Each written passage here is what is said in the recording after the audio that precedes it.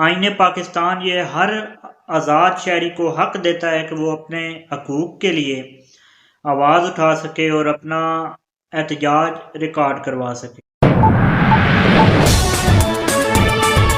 السلام علیکم ناظرین، میں ہوں آپ کے ساتھ رایا ممتاز جوہان اور آپ میرے ساتھ میرے یوٹیوب چینل پر موجود ہیں۔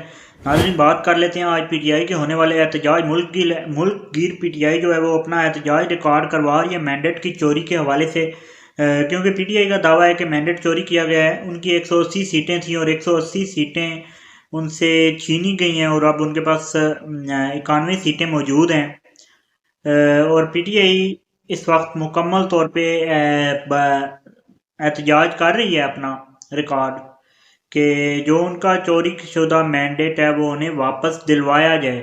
لاہور میں، کراچی میں اور آج چکوال میں بھی میں موجود ہوں، اور چکوال میں بھی احتجاج جو تھا وہ اپنے عروج پر تھا۔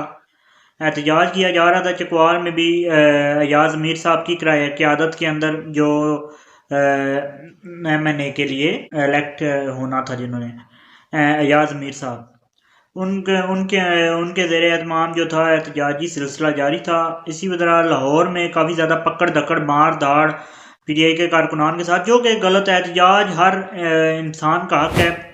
پاکستان کا قانون، پاکستان کا کانسٹیٹیوشن آف پاکستان، آئین پاکستان یہ ہر آزاد شہری کو حق دیتا ہے کہ وہ اپنے حقوق کے لیے آواز اٹھا سکے اور اپنا احتجاج ریکارڈ کروا سکے، لیکن یہ حق پاکستان میں نہیں ملتا۔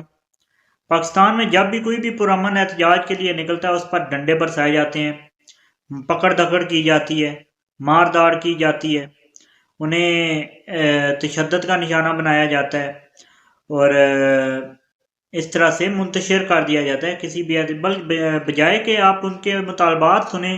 ایک جمہوری انداز سے احتجاج کو رفع دفع کروانے کے بجائے اس طرح کا آمرانہ انداز اپنایا جاتا ہے، جو کہ انتہائی قابل مذمت ہے۔